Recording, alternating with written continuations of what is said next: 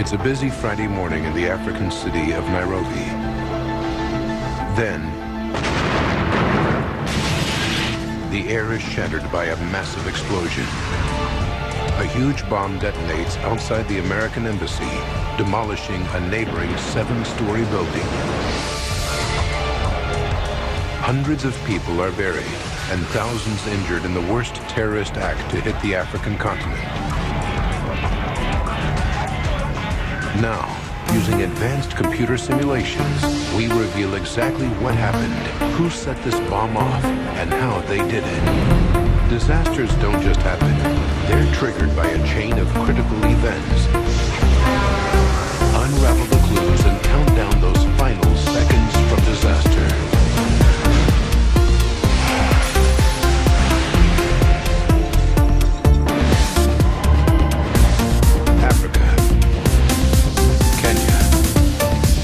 Nairobi, the heart of Central East Africa. This is one of the largest cities in the area. Here, East meets West, while nearly 2 million people from all over Africa rub shoulders with the rest of the world. In 1998, Prudence Bushnell is the U.S. ambassador to Kenya, and she's aware of the problems in the area. Muslims, Christians, Hindus, Jews, a huge number of different kinds of people. Ambassador Bushnell works here in the U.S. Embassy in central Nairobi. Like all American embassies, it's built to be tough. The walls are made of reinforced concrete. It stands 5 stories tall, has an underground parking garage, and can withstand an earthquake. It's the largest U.S. embassy in the region. Next door is a 7-story office building with no connection to the embassy. Nearly 400 Kenyans work here in the Ufundi building every day. Towering over everything else is a cooperative bank 21 stories high and a distinctive local landmark. August 7th, 1998, 7:15 a.m. George Memba says goodbye to his wife, Nancy. He keeps the computers at the U.S. Embassy running smoothly, and today he's traveling to an IT conference. I am looking forward to this conference. It's a good chance to meet your systems counterparts, to share ideas, share problems, get to meet the new faces. George misses Nancy when he travels on business. He always returns with a present in hand. She knows I have to at least bring her something. So she doesn't ask me to, but it's I just go ahead. I know that it's my obligation when I come back at least to come back with something. On his way to the airport, he needs to stop at the embassy to send some last-minute emails.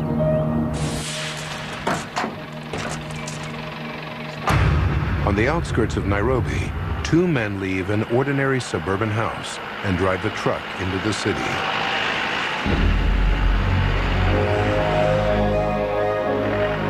Their destination is the American embassy. By 9:30, the streets around the embassy are getting crowded. At the back of the embassy, security guard Joe Shokindo guards the rear gate. He's feeling a little under the weather. I was tired. Something came on mind. I was feeling tired, and a thought came to my mind. Don't go to work. Then, as I mulled over it, I thought, why shouldn't I go? If I don't go, I will not eat. Josh has the key to the embassy's rear gate. In front of the gate is a drop barrier to prevent cars from driving up to the entrance. Josh is surprised to see Ambassador Prudence Bushnell coming out of the embassy so early. She's going to a meeting in the cooperative tower across the alleyway. Josh locks the gate behind them. The truck noses its way through the traffic and merges onto one of the freeways circling central Nairobi. It exits onto a roundabout that leads to the road where the embassy is located. It merges into the left-hand lane, ready to make the turn.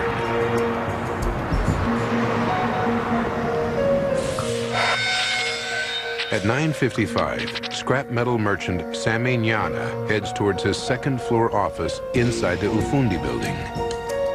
This is just one of several jobs he has to support his wife and 3 children. He doesn't notice Rose, the tea server, as she goes by.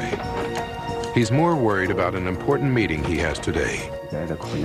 I went to get some photocopies done and run some other office errands because we had a business meeting at 10 o'clock. At the top of the cooperative tower, Prudence Bushnell observes a meeting between the Kenyan trade minister and 2 of her colleagues from the U.S. Department of Commerce.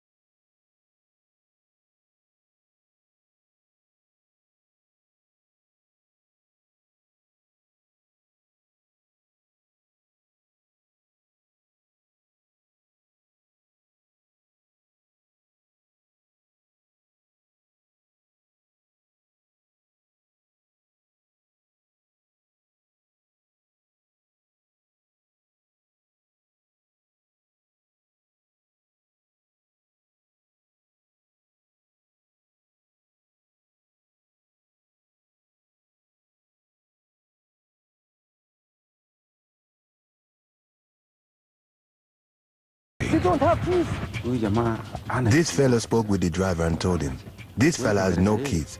Talk to him calmly. If he refuses, use your pistol. Now Josh knows the embassy is under attack.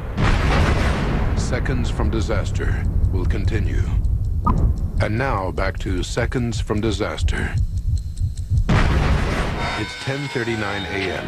and a dangerous situation is unfolding at the back gate of the American Embassy in Nairobi.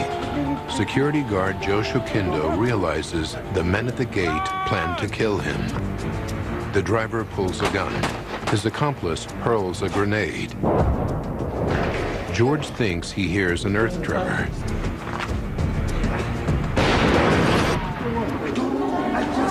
As the grenade explodes, Sammy Nyana and many others rush to the window. Up in the cooperative tower, Prudence Bushnell's meeting is interrupted by the noise. George is torn between finishing his email and joining the others at the embassy's rear window. George, Sammy, Prudence. Just 3 of the hundreds of people alerted by the noise. Now the driver steers the truck straight at the fence.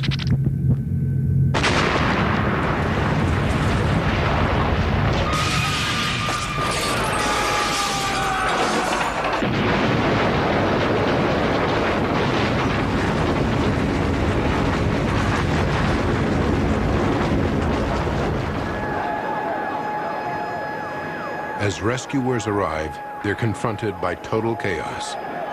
The force of the huge blast has brought the Ufundi building crashing to the ground. Hundreds of Kenyan civilians who have nothing to do with the embassy have been killed or seriously injured. Next door, at the top of the cooperative tower, Prudence Bushnell regains consciousness.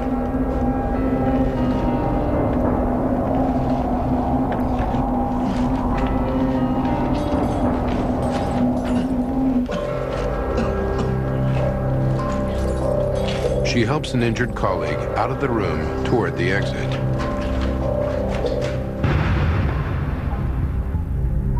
As they stagger down endless flights of stairs, Prudence can see bloody and injured people everywhere.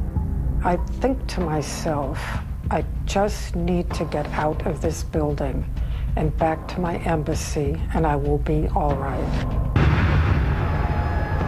But as she steps outside, it's apparent that things will not be all right. What I'm seeing are shards of glass, twisted steel, and then the burned corpse of what was once a human being. That causes me to look up, and I see the back of my embassy, which is missing.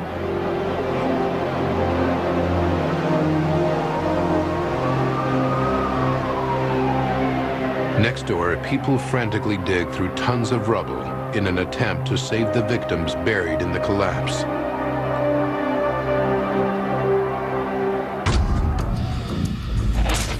Beneath the rubble, Sammy strikes a match. He sees he's trapped in an air pocket only 4 feet wide. The building has collapsed, and he's lying under hundreds of tons of rubble. His legs are broken, and the only thing that saves him from being crushed to death is the stairwell. Thoughts start racing in my mind. If I survive this situation, how am I going to live with a broken leg? How will my children be? In the front section of the embassy, George Mimba wakes up. He has a concussion and is completely confused. You don't know where you are. You don't know what's happened. You're just there.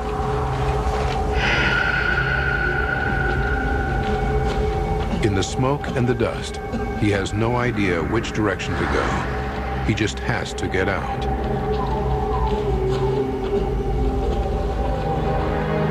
Finally, he reaches the edge of the building and looks out at the pandemonium.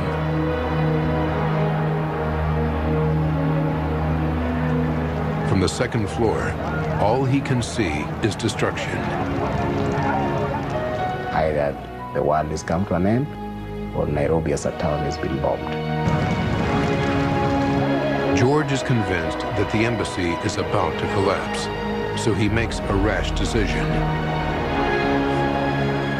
He closes his eyes and throws himself off of a ledge.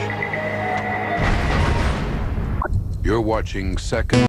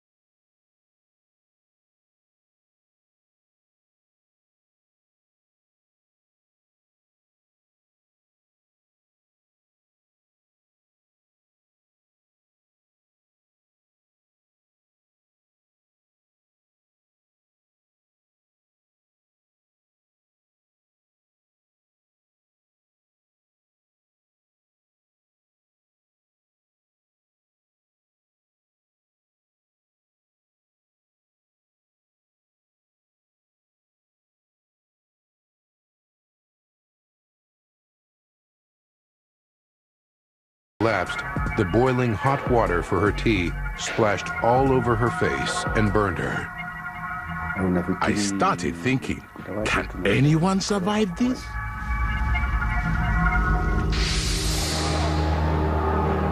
George has survived his fall without serious injuries, but he's still in shock. I thought I'm in a different world. I thought I died. I don't believe what I'm hearing, because does it mean that I survived? He takes in the devastation around him, then heads back into the building to help his injured colleagues. These are my people. I've left everybody I know in the building. I have to go in here. He makes his way back to his wrecked office. Hello? Is anybody here? Bodies Hello? are everywhere. Hello? Is anybody here? Is anybody here? Disheartened, George turns away. But then, Hello? Hey, I'm a coming. woman calls his name. Hold on. As he fumbles through the darkness, he feels for survivors, but all he can sense is the stillness of those who perished.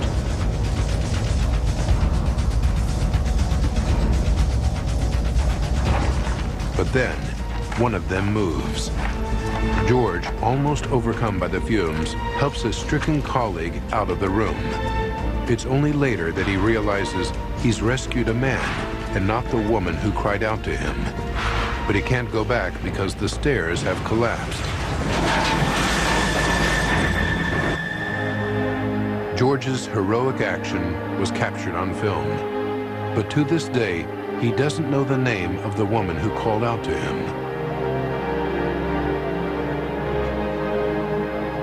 And the moment still haunts him, especially on the anniversary of the bombing. That moment is one moment I would normally dread. When anytime the August 7th comes in, the voice comes very clearly now. And she called out my name. Why did I have to let her die? That is one thing I will never, ever forgive myself. August 8th, 10:39. 24 hours after the bomb exploded, hundreds of rescuers still dig through the rubble for survivors. They've heard Sammy calling for help in the basement, and a rescue unit tunnels towards him. But they need to get there fast.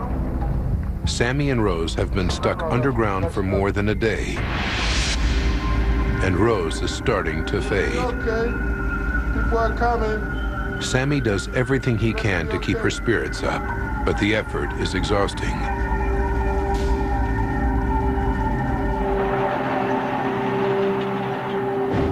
After 36 hours, rescuers finally break through to the hole where Sammy is trapped. Get close. Close. Get close. Everybody outside. Get close. But it's much more difficult to rescue Rose. She's trapped between the underground safe of the bank and the elevator. It's what protected her from the falling rubble. But now it's almost impossible to get her out. Sammy calls out to her as he's lifted to safety. We spoke, and I told her everything is all right. I am going, and before an hour is over, even you will be out of this place. He's carried out of the hole on a stretcher and rushed to the hospital. But Rose is still trapped in the wreckage. Her husband Lawrence knows she's still alive. He maintains a lonely vigil next to the disaster zone. She's still alive and they are trying to retrieve her. So I'm still on the site waiting to see her retrieved. It takes another 3 days before rescuers finally get through to Rose. When they do, they discover that she has succumbed to her injuries. Her tragic death, along with the death of so many others, causes an entire nation to mourn. The Nairobi embassy bombing is the most devastating act of terrorism to hit Africa. But who did it? Why did so many people die? And will the bombers strike again? Now, by rewinding the events of that fateful day and by going deep into the investigation, we can reveal what really happened. Special Agent Don Sacklaben is the chief examiner of the forensic team sent to assist FBI agents in the field. He has worked on major terrorist incidents like Oklahoma City and the bombing of the World Trade Center in 1993. That morning when I woke up, I turned on the news and saw the coverage from both Nairobi and Dar es Salaam and knew that somebody was going to Africa that day. It takes 2 days for Don and his team to reach Nairobi from their base in Washington, D.C. But the scene is still buzzing with activity. There were rescue workers everywhere, still pulling people from the rubble. I knew that my job was to stay out of their way. Don and his team have to wait until the site is cleared before they can gather evidence. But Don takes advantage of the time to get an overall view of the situation. It's a bit like a mosaic tile. The closer you look at it, it's just a bunch of colored tiles. But as you step back, you can start to see the picture form. Looking at the damage from the air, it's obvious that a massive bomb was used to cause devastation on this scale.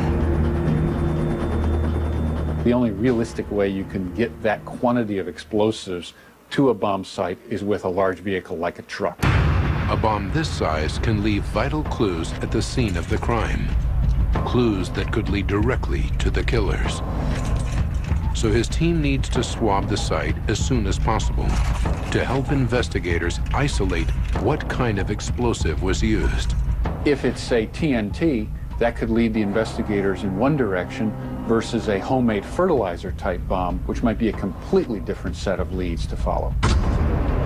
Looking at the scene, Don sees the type of damage usually caused by a high-velocity explosive like TNT. He shares his hunch with his FBI colleagues, but it'll take a lot of painstaking work to confirm these first impressions. All the investigators can do is start piecing together a picture of what happened.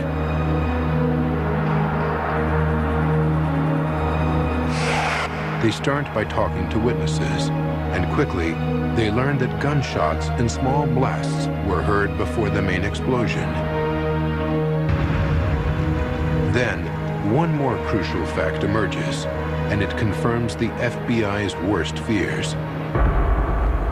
At least one man was seen running away from the truck before it exploded. A terrorist is still at large, and the race is on to find him before he strikes again. And now back to seconds from disaster. A terrorist bomber is at large in Nairobi, and the FBI is still hunting for clues. Don Sacklaben is the chief forensic examiner of the FBI team. He has to find out what type of truck was used in the bombing and where it came from. This would provide a crucial forensic lead to the men who planned the bombing. But piecing the truck together isn't going to be easy. Don's team has to sort through more than 600 car parts scattered throughout the wreckage. A needle in a haystack. Actually, more like looking for a needle in a stack of needles, because everything there is rubble. Everything is twisted metal. And that's not the only thing they have to find. They also have to find the gun used by the bombers at the scene.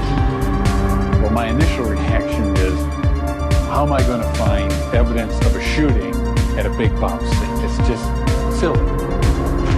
Don has to get the evidence to a place where he and his team can start going through it. He directs the bulldozers to scoop up the wreckage and transport it to a railway yard across the road. But now there's another problem. Busy Kenyan commuters are trampling all over the evidence on their way to work.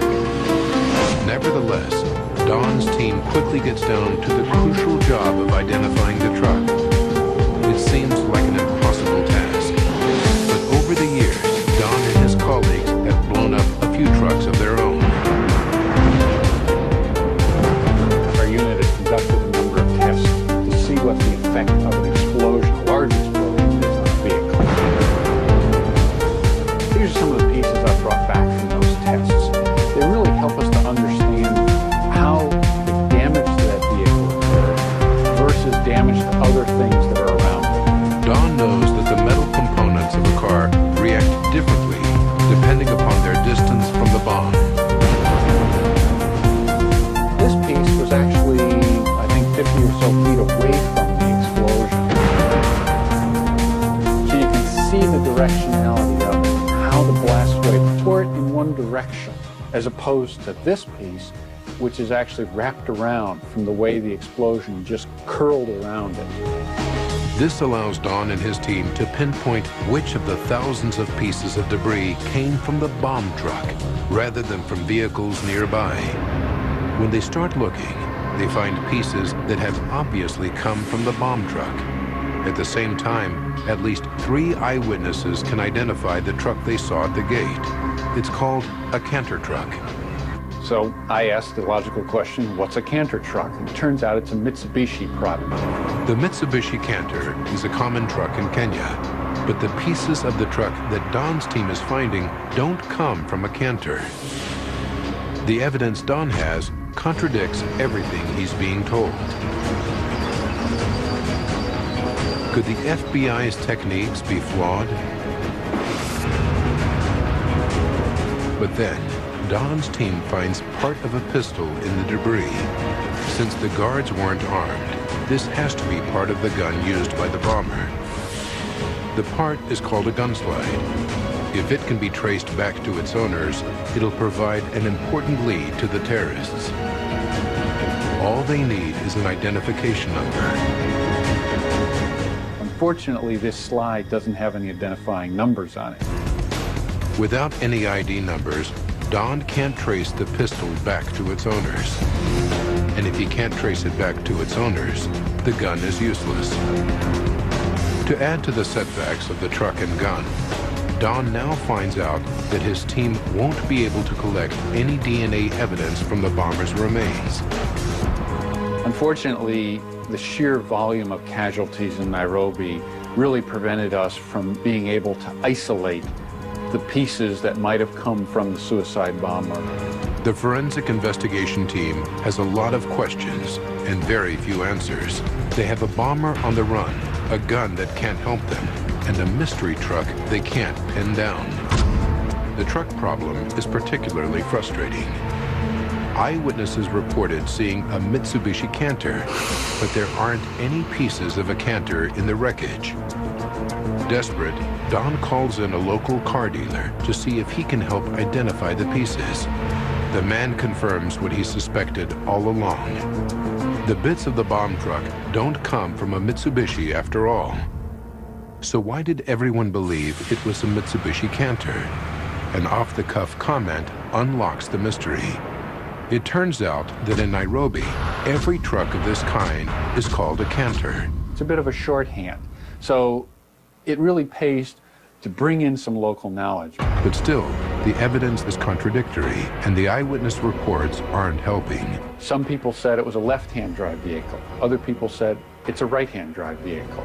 So as a forensic scientist, I've got to try to find something that really proves that one way or the other.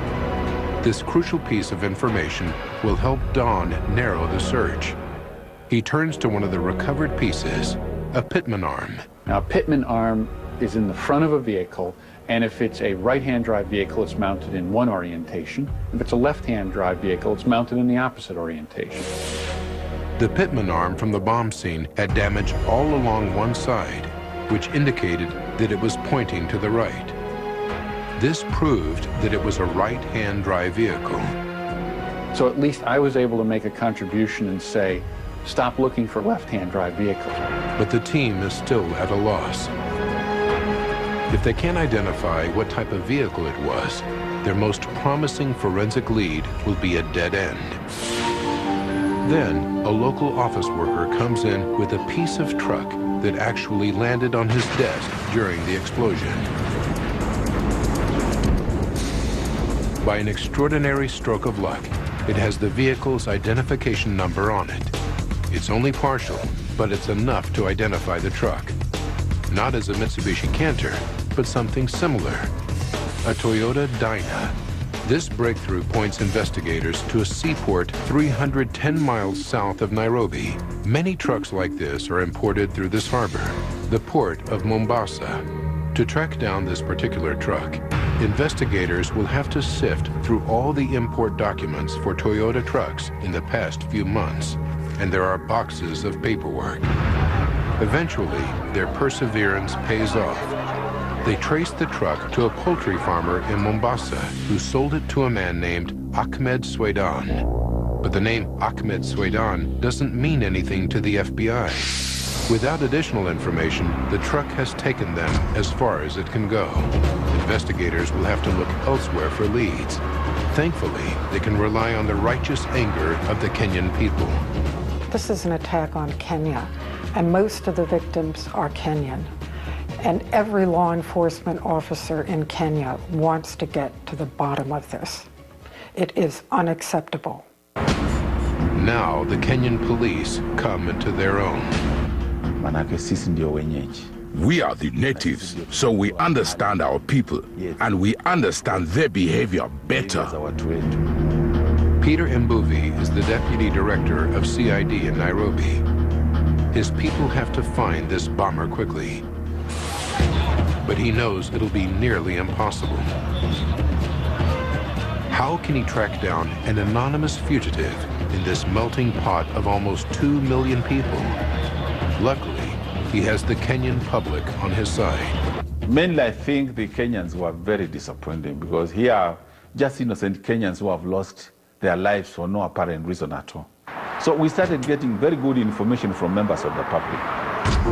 One lead comes from the most unlikely of places, the local hospital, called the MP Shah. There, a janitor mopping the hospital bathrooms makes an unusual discovery.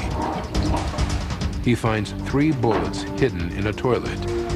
The bullets have been carefully filed down to fit a .380 caliber pistol. Suddenly, the piece of gun slide that Don's team found at the scene has meaning. It belongs to a .380 caliber Beretta automatic. Our firearms experts can't say that these bullets were in that gun, but I still think it's a pretty compelling piece of evidence to say that this man had these bullets with him and that we did find a gun that they could have fit into. It's a tenuous lead, but investigators are alerted to any suspect who may have visited the MP Shah on the day of the bombing. A few days later, Kenyan police get a tip that leads them to a local hotel.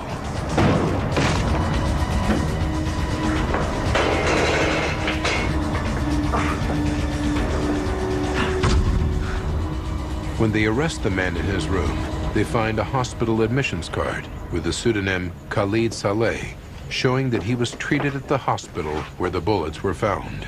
We were convinced that we have got the right person. Yeah.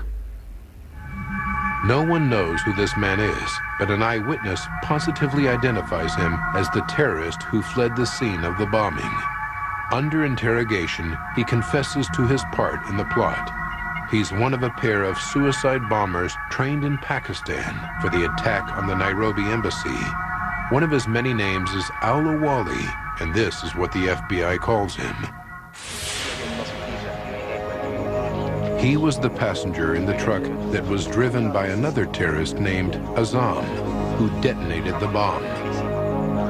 Al-Awali's key job was to force the guards to open the gate by threatening them with a pistol. Azam would then drive the truck as close to the embassy as he could before setting off the bomb. And if Azam failed, Al-Awali would throw a grenade into the back of the truck. But Al-Awali was just a foot soldier. In his confession, he tells them the name of the organization that recruited him and planned the bombing: Al-Qaeda.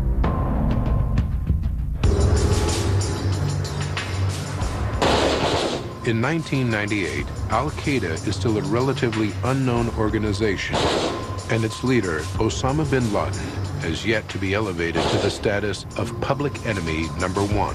Osama bin Laden was not well known at that point, and Al-Qaeda was known among people in the intelligence business and in the Department of State as a financer of terrorist operations, not as a perpetrator of terrorist operations. But U.S. intelligence was wrong.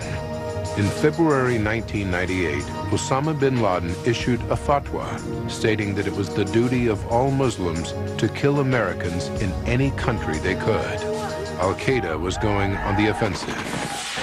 Now the FBI is hunting for an Al-Qaeda cell operating in Nairobi. They have the foot soldier who carried out the bombing, but they still need to flush out his leaders, the men who planned the terrorist act. As Al-Awali is taken into police custody, another tip leads investigators to an unlikely location, an exclusive suburban development on the outskirts of Nairobi known as Runda Estates. Don's team is sent to the scene. If they can find bomb residue in the house, it may provide the crucial link between Al-Awali and the bomb site. Walking into the front door of Rundu Estates, the first thing I notice is the smell.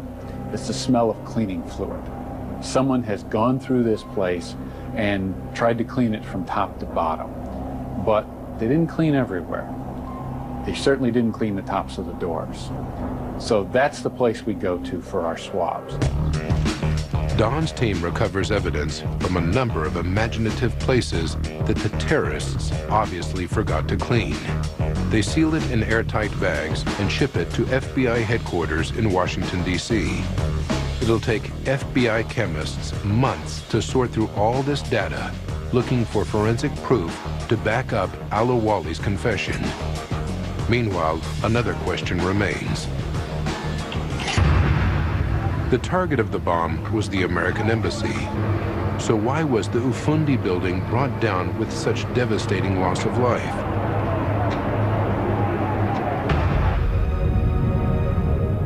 The Ufundi building next door had nothing to do with the embassy. It was a civilian building and not specifically designed to withstand the blast of a massive explosion. When the driver of the truck detonated the bomb, the full force of the blast tore through the building, collapsing its interior walls and crumbling the structure. Unlike the Ufundi building, the embassy was able to withstand the blast of the bomb, and it stayed structurally intact. But the blast wave still shattered its windows and swept through the back of the building, destroying everything in its path. This never should have happened. According to U.S. State Department regulations, all embassy buildings should be built with a standoff zone of 100 feet to safeguard against the blast of any terrorist bomb attack. Tests have shown that the force of an explosion gets progressively weaker as its blast wave spreads out from the bomb. But the Nairobi embassy was built before these regulations came into force. If it had been the recommended distance away, the blast wouldn't have caused so much internal damage. And if the gate had been set 100 feet away from all other buildings, the explosion might not have been strong enough to demolish the Ufundi building either. Now the FBI knows that an Al-Qaeda cell is operating in East Africa. They've caught the man who carried out the bombing, but the men who recruited him are still at large. The forensic evidence being analyzed in Washington has to provide a link to these men before they strike again. Seconds from disaster, the FBI is looking for a forensic link between the bomb maker's den at Runda Estates and the scene of the bombing in Nairobi. At the FBI labs in Washington, the chemists put the material through a spectrometer and conduct a variety of chemical analyses. This allows them to separate the elements and say definitely what chemical traces are in the residue. They find traces of TNT, another commercial explosive called PETN, and aluminum in the residue, the same elements found in samples from the site of the bombing. I've seen that before. There are some recipes out there that call for the addition of aluminum to other explosives as a way to make the charge hotter and more deadly. This provides the final forensic confirmation of Al-Awali's testimony. It will allow the FBI to make an airtight case against the bomber and two of his accomplices. Now, by rewinding the events of that fateful day and by following the evidence uncovered during the investigation, we can finally reveal how Al-Qaeda carried out its first major international terrorist act, the Nairobi American Embassy bombing. August 2nd, 1998. 5 days to disaster. Al-Qaeda terrorist Al-Awali arrives in Nairobi.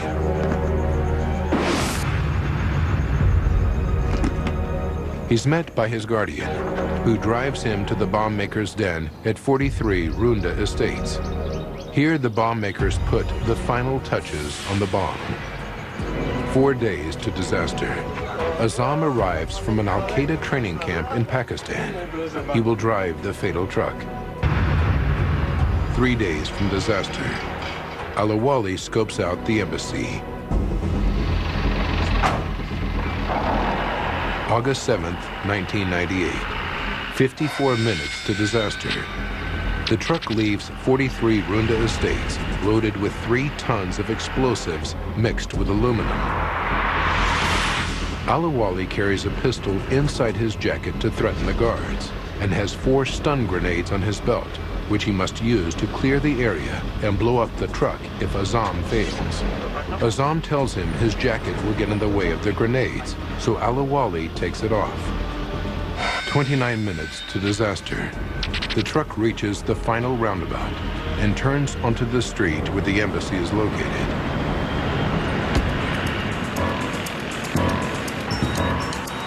It drives down the road and swerves into the embassy compound, where it screeches to a halt in front of the drop barrier. Al-Awali leaps out of the truck to threaten the guards, but in his haste, he's forgotten his jacket and pistol. Unable to threaten the guards, he can do nothing but shout at them. When they refuse to open the gate, he runs back to the truck and tells Azam to use the gun. With the plan spiraling out of control, Al-Awali hurls his stun grenades in all directions. The noise from the compound attracts attention from surrounding buildings. Local office workers flock to the windows to see what's going on. Al-Awali panics and makes a run for it. The force of the explosion shatters all the windows within a 3-block radius. Thousands of people suffer serious injuries because the noise of the grenades has attracted them to the windows. The bomb blast rips through the Afundi building next door, demolishing its interior walls and bringing it crashing down. As the dust settles, more than 4,000 people are injured and another 213 are dead. 12 of them Americans. In Tanzania, 11 additional people are killed and 85 injured. Al-Awali survives the bombing, but sustains injuries to his back. Dazed, he hobbles away from the bomb site to the hospital. There, he disposes of any incriminating evidence.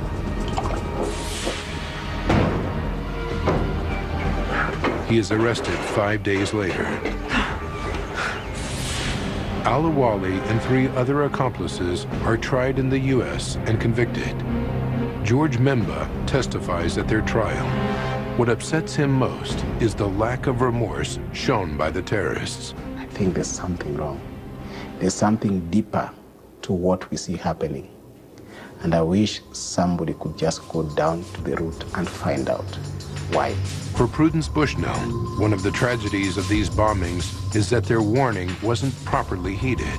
We just didn't learn enough about how Al-Qaeda operates and the intensity of their hatred toward us and the willingness to take extraordinary measures to kill Americans. 3 years later, that hatred would be seen in a shocking, unprecedented attack. When U.S. intelligence fails to heed the signs that Al-Qaeda would strike at the heart of the country, the result is catastrophic.